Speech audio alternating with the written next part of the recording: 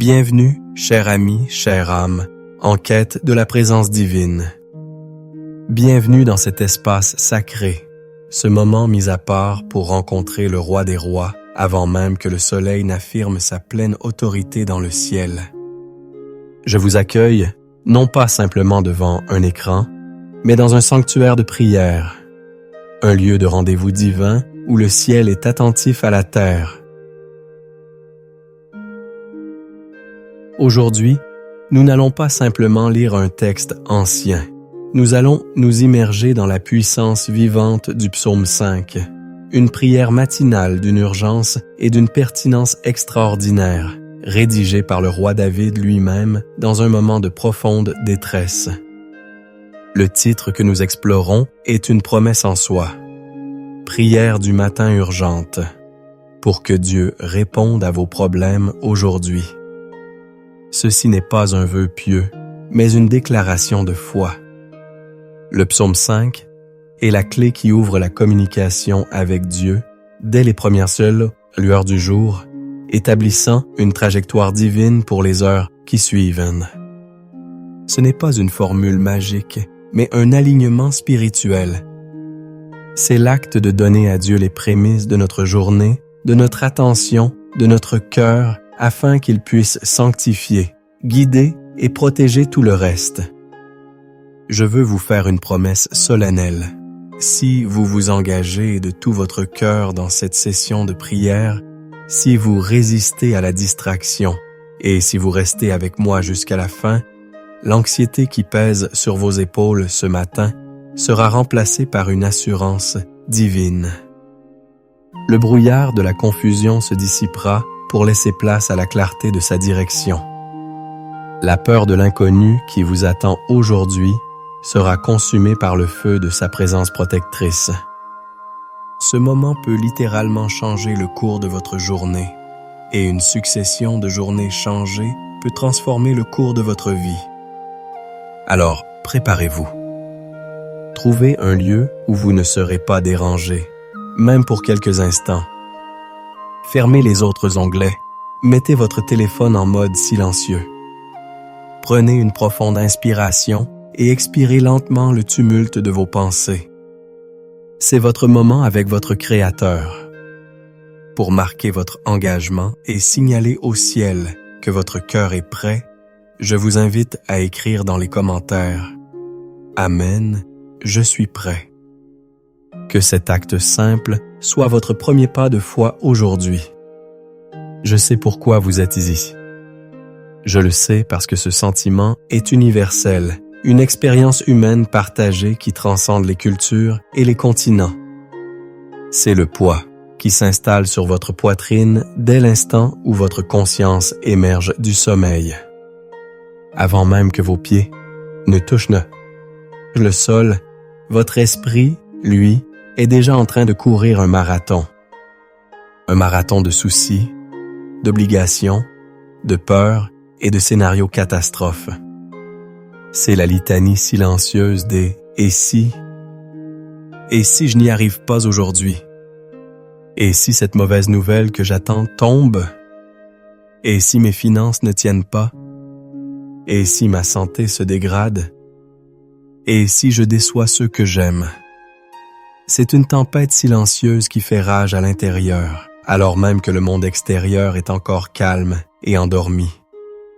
Cette douleur, cette angoisse matinale, a des racines profondes. Elle n'est pas simplement le fruit des circonstances actuelles. Elle est nourrie par les échecs d'hier, par les blessures du passé qui murmurent à votre âme que l'histoire est condamnée à se répéter. Elle est amplifiée par les voix qui ont prophétisé votre chute, parfois sous le couvert de bons conseils ou de réalisme. Des parents, des professeurs, des amis, ou même cette voix intérieure critique qui est devenue votre tyran personnel. Ces paroles sont comme des graines empoisonnées plantées dans le sol de votre cœur il y a des années, et chaque matin, l'anxiété les arrose et les fait grandir. La société moderne jette de l'huile sur ce feu. Vous vous réveillez et le premier réflexe est de saisir votre téléphone. En quelques secondes, vous êtes inondé par un déluge d'informations anxiogènes. Les crises mondiales, les tragédies locales et pire encore, la parade des vies apparemment parfaites sur les réseaux sociaux. Vous voyez les réussites mises en scène des autres, leurs vacances idylliques, leurs familles souriantes, leurs promotions professionnelles, et la comparaison devient un poison lent qui ronge votre estime et votre paix. Vous avez l'impression de courir une course que vous ne pourrez jamais gagner, de ne jamais être assez bien, assez performant, assez heureux. Laissez-moi vous décrire une scène. Vous êtes assis sur le bord de votre lit, la lumière du jour peine à percer et vous vous sentez déjà épuisé. Vous pensez à cette réunion tendue qui vous attend, à cette conversation difficile que vous devez avoir, à cette pile de factures qui ne cesse de grandir. Vous vous sentez seul, incompris, comme si vous portiez le poids du monde sur vos épaules. Vous avez peut-être prié hier soir, mais le silence qui vous a répondu semble assourdissant ce matin. Vous vous demandez, « Mon Dieu, où es-tu? N'entends-tu pas mes cris? Ne vois-tu pas ma détresse? » C'est ce cri que David pousse dans le psaume 42, verset 6. « Pourquoi t'as battu, mon âme, et gémis-tu au-dedans de moi? Espère en Dieu, car je le louerai encore. Il est mon salut et mon Dieu. » C'est un dialogue intérieur que vous connaissez trop bien. Une partie de vous sait qu'il faut espérer en Dieu, mais l'autre est submergée par la vague du désespoir. Vous vous sentez coupable de ne pas avoir une foi plus forte, ce qui ne fait qu'ajouter une couche de fardeau supplémentaire. Peut-être que votre douleur vient de scripts familiaux, de schémas de pensée hérités. Si vous avez grandi dans un environnement où l'inquiétude était la langue maternelle, où l'on s'attendait toujours au pire, alors l'anxiété vous semble normale, presque comme une seconde nature. Vous avez appris à vivre en état d'alerte permanent, à anticiper la catastrophe pour ne pas être pris au dépourvu. Mais cette hypervigilance vous vole votre joie, votre spontanéité et votre capacité à simplement savourer la grâce du moment présent. David, encore lui, dans le psaume 131, verset 2, nous donne une image contraire. Loin de là, j'ai l'âme calme et tranquille, comme un enfant sevré qui est auprès de sa mère. J'ai l'âme comme un enfant sevré. Quelle image puissante! Un enfant qui n'est plus dans l'agitation frénétique du besoin immédiat, mais qui repose en pleine confiance contre sa mère, sachant que tout est pourvu. C'est cette paix que votre âme recherche désespérément chaque matin. C'est l'invitation que Jésus nous lance dans Matthieu 11, verset 28.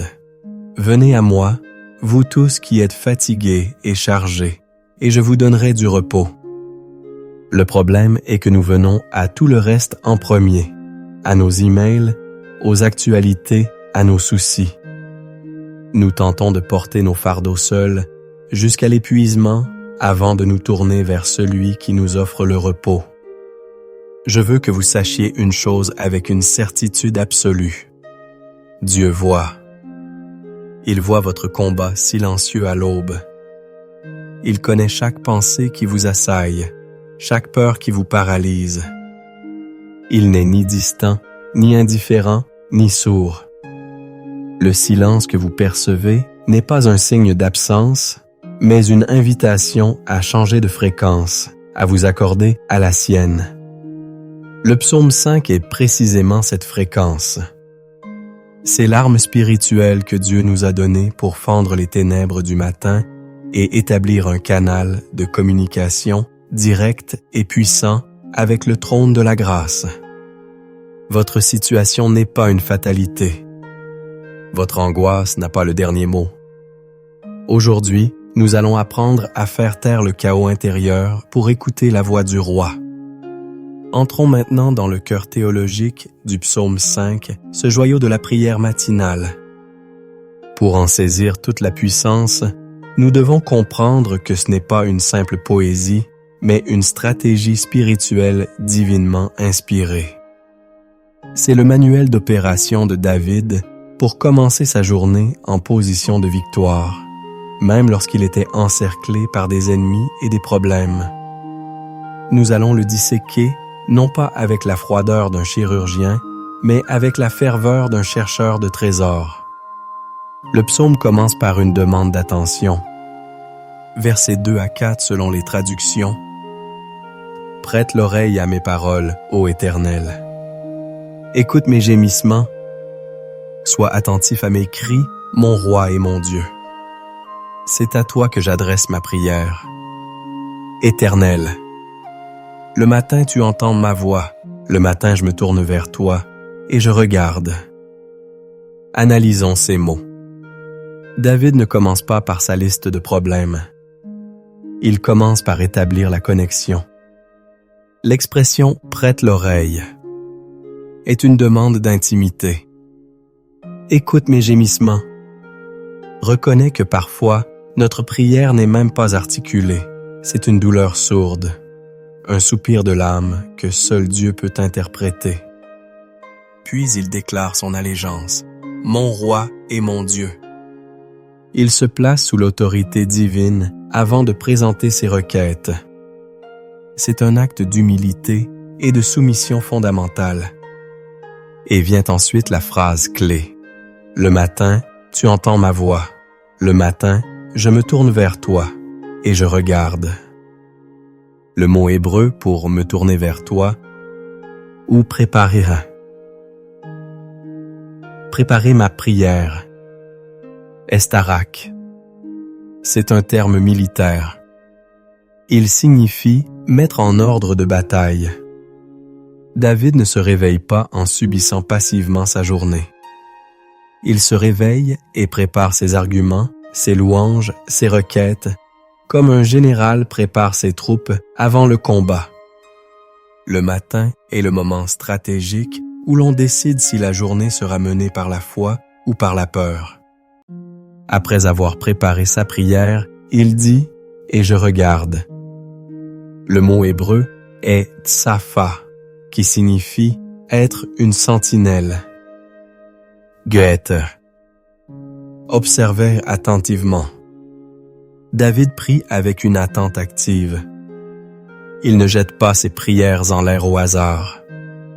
Il les envoie et se poste ensuite sur le rempart de la foi, guettant la réponse de Dieu. C'est un antidote puissant à la prière passive qui mène au découragement. Priez-vous avec cette attente ou priez-vous simplement par habitude, sans vraiment croire que Dieu va agir aujourd'hui? C'est ce qui arrive à beaucoup d'entre nous pris dans le piège du burn-out spirituel, où les routines religieuses ont perdu leur feu. La prière de David nous réveille de cette torpeur.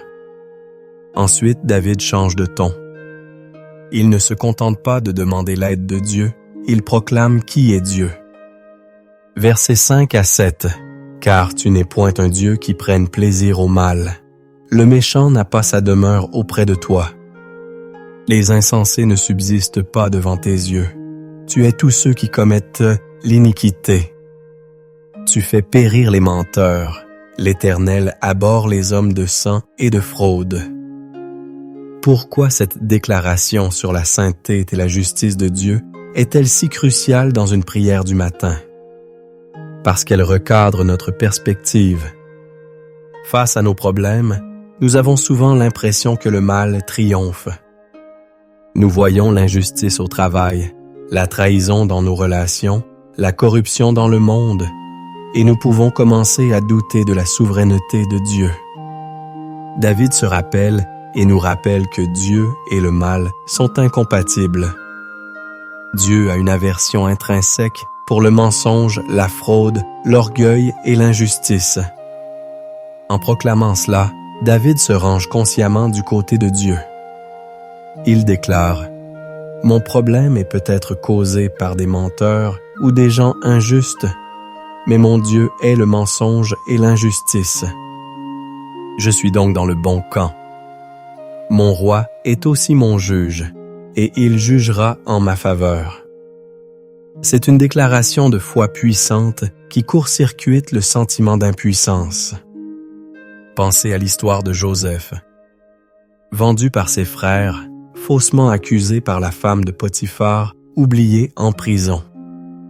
Pendant des années, il a semblé que les menteurs et les fraudeurs gagnaient. Mais Joseph est assez resté ancré dans l'intégrité, sachant que son Dieu était un Dieu de justice. Et au bon moment, Dieu n'a pas seulement corrigé l'injustice, il l'a utilisée pour accomplir un dessein bien plus grand. Votre situation actuelle n'est peut-être pas la destination finale, mais une étape dans le plan de Dieu. Après avoir établi la sainteté de Dieu, David affirme sa propre position, non pas par mérite, mais par grâce. Verset 8. Mais moi, par ta grande miséricorde, je vais à ta maison, je me prosterne dans ton saint temple avec crainte.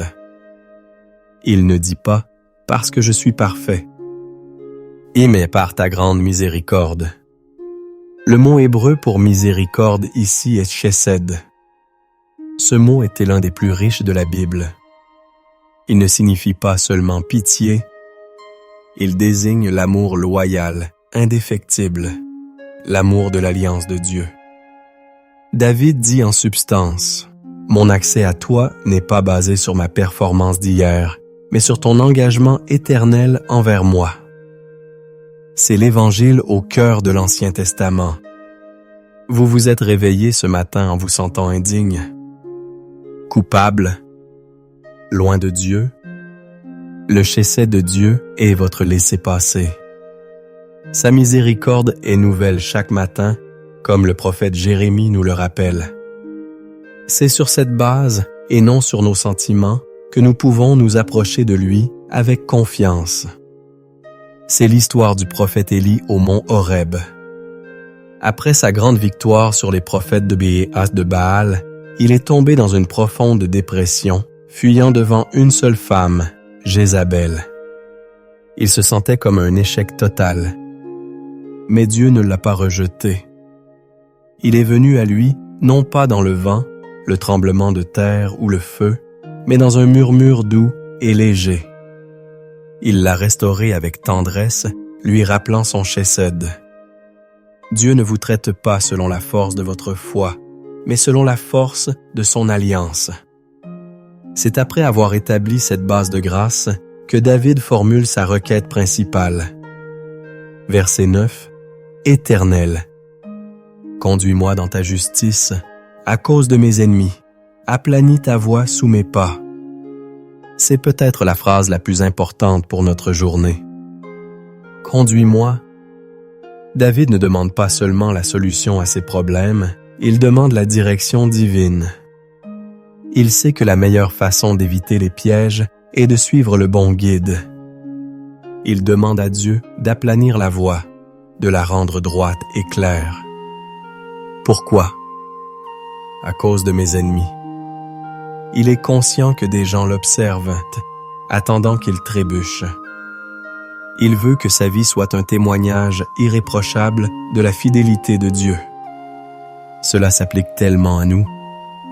Nous vivons sous le regard des autres, de nos collègues, de notre famille, du monde.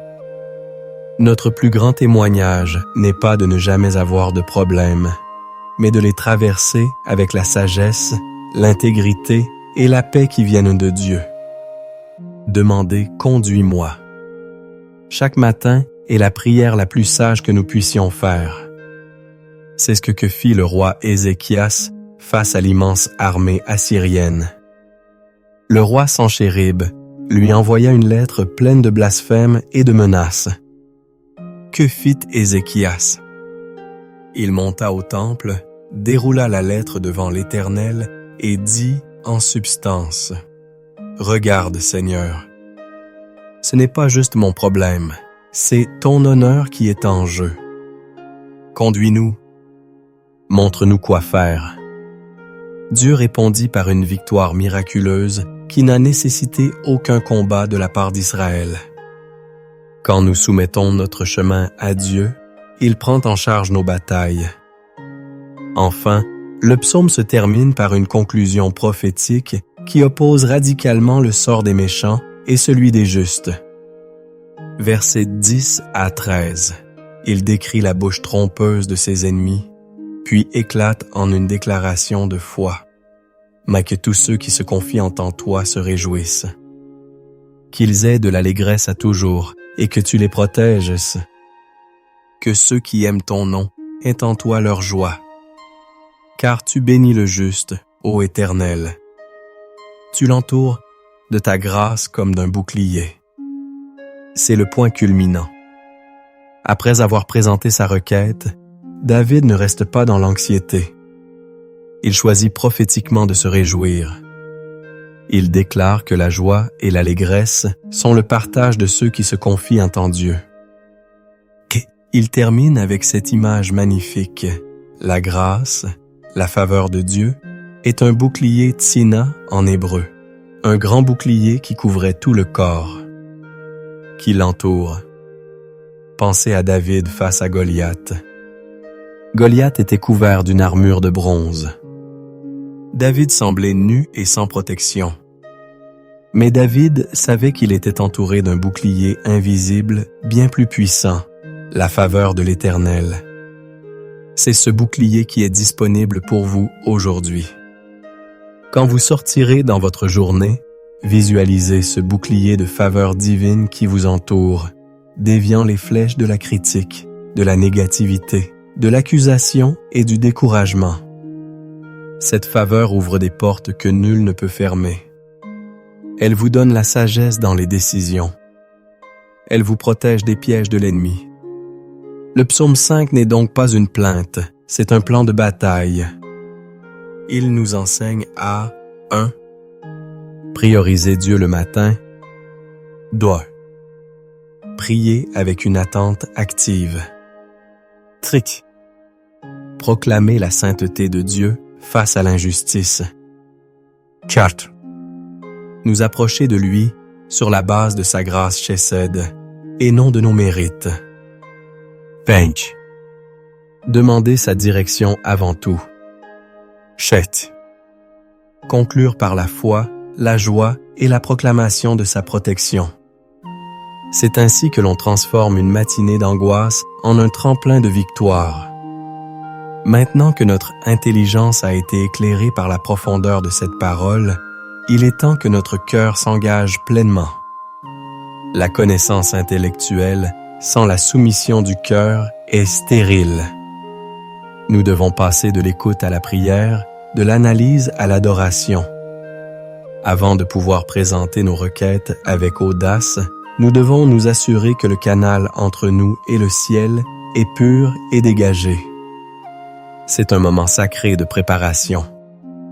Je vous invite à sonder votre cœur en toute honnêteté.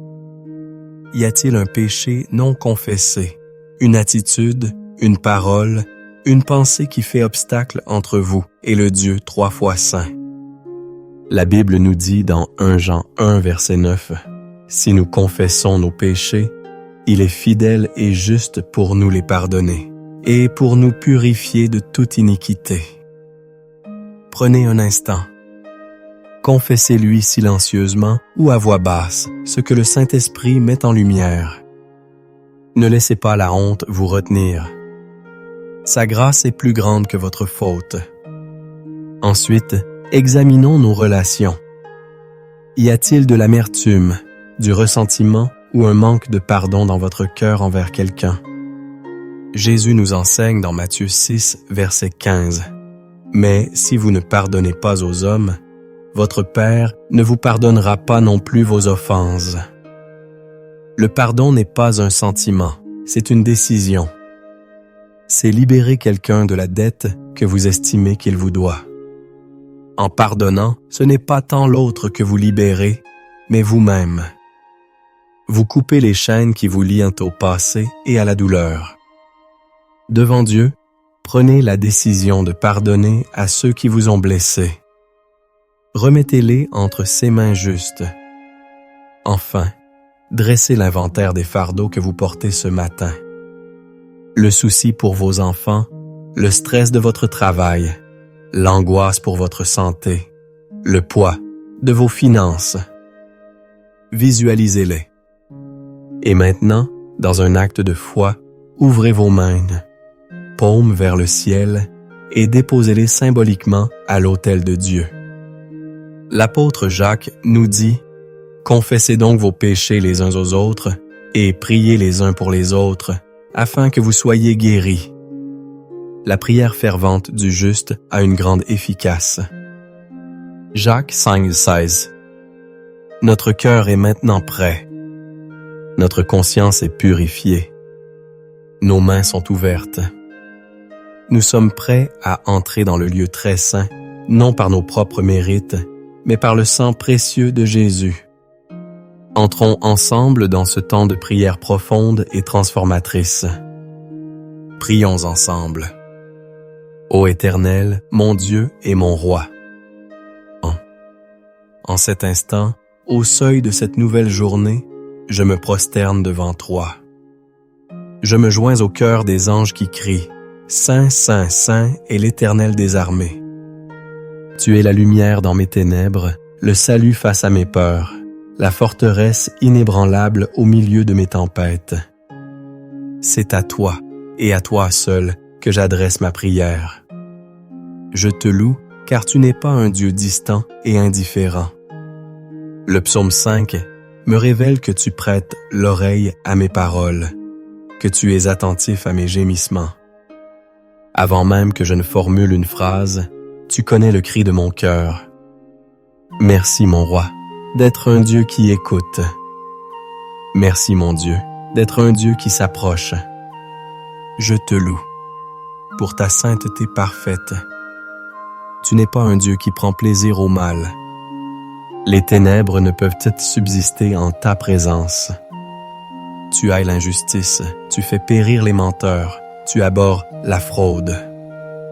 En te louant pour qui tu es, je me rappelle que tu es de mon côté, du côté de la justice, de la vérité et de la droiture. Tu es mon vindicateur, mon défenseur.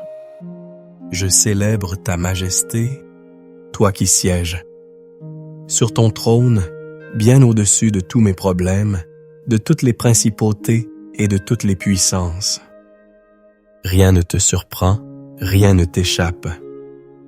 Tu tiens cet univers dans la paume de ta main et tu tiens ma vie dans la paume de ta main. Je te bénis, ô Éternel, pour ton nom glorieux et magnifique. Père très saint, c'est sur la base de ta grande miséricorde, ton chesed, ton amour loyal, que je m'approche de toi maintenant. Je ne viens pas avec mes mérites, car ils sont comme des vêtements souillés. Je viens avec mes faiblesses, mes doutes et mes péchés. Je confesse devant toi l'anxiété qui a si souvent été la première voix que j'écoute le matin. Pardonne-moi de me tourner vers mes soucis avant de me tourner vers toi. Pardonne-moi pour les fois où j'ai laissé la peur dicter mes décisions et voler ma paix. Je te demande pardon pour le doute, pour les moments où j'ai questionné ta bonté et ta souveraineté face à mes épreuves.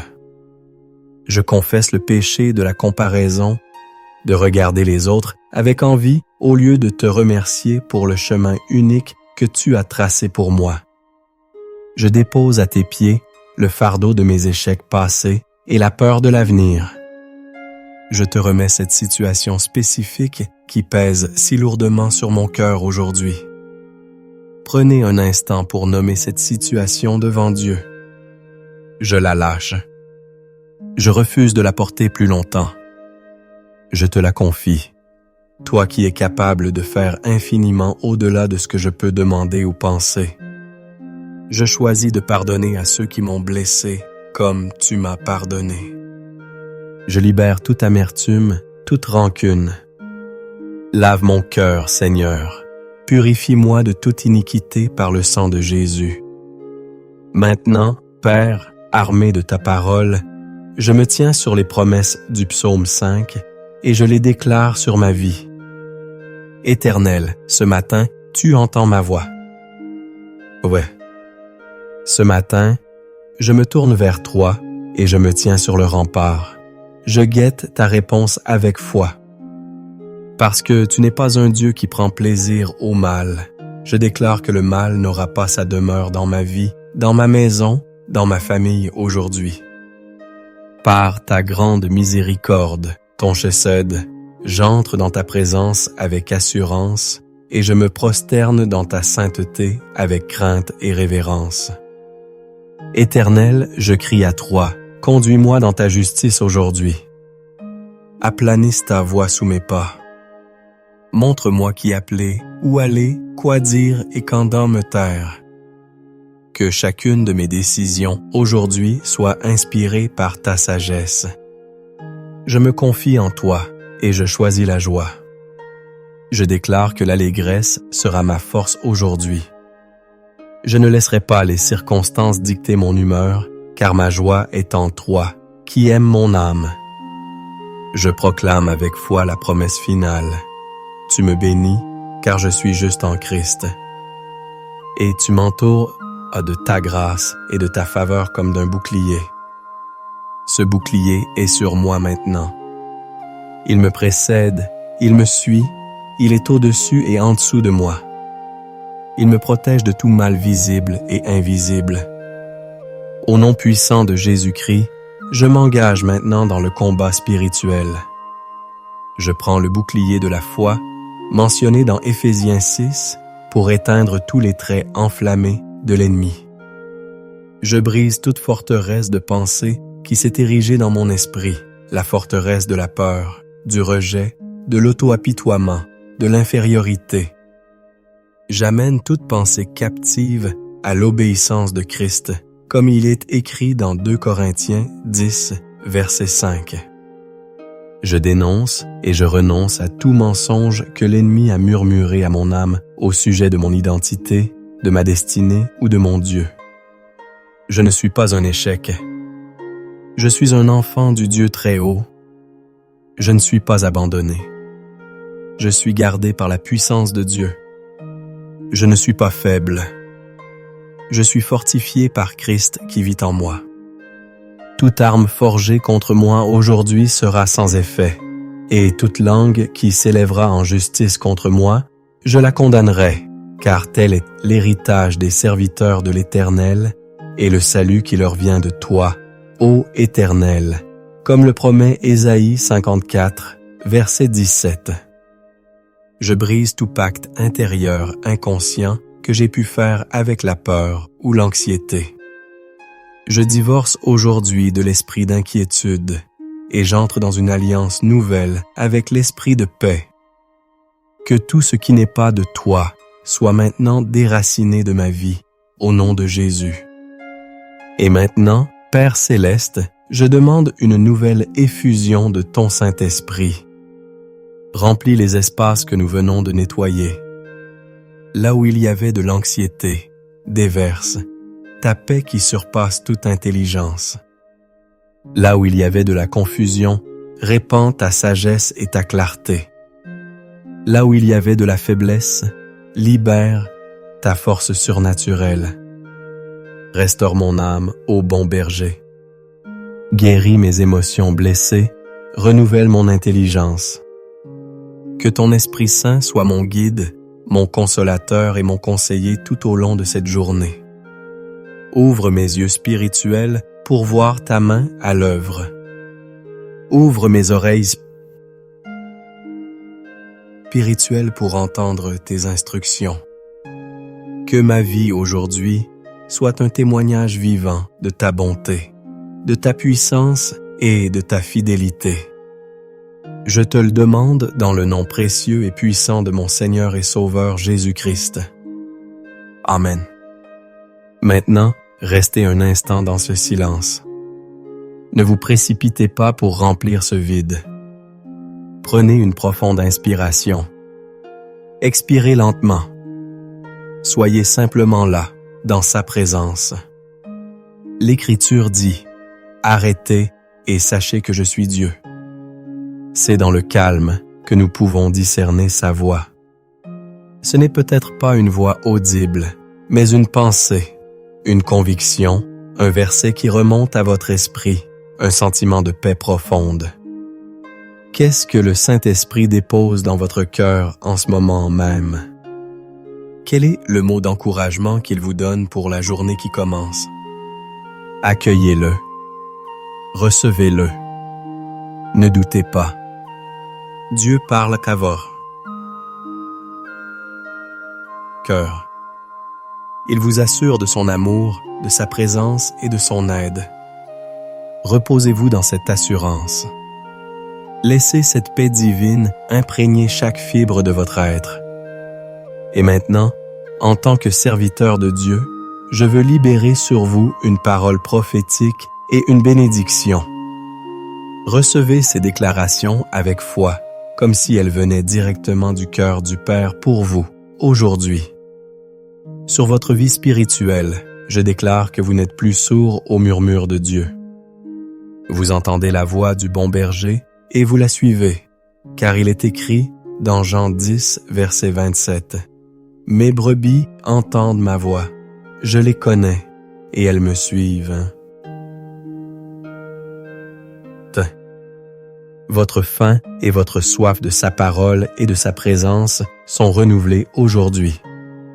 Sur votre santé physique et émotionnelle, je déclare la puissance de guérison de Jésus-Christ. Par ses meurtrissures, vous avez été guéris, comme le dit Ésaïe 53, verset 5. Je commande à tout esprit de maladie et d'infirmité de vous lâcher maintenant. Je libère sur vous la paix de l'esprit, la force dans votre corps et la restauration de votre âme. Sur vos finances, je déclare que le cycle du manque est brisé. Dieu ouvre pour vous les écluses des cieux et répand sur vous la bénédiction en abondance, comme promis dans Deutéronome 28, versets 12 et 13. Vous êtes la tête et non la queue. Vous prêtez et vous n'empruntez pas. Dieu vous donne la sagesse de gérer ses ressources et la faveur pour voir la multiplication. Sur votre famille et vos relations, je déclare que vos enfants sont instruits par l'Éternel et que leur paix est grande, selon Ésaïe 54, verset 13.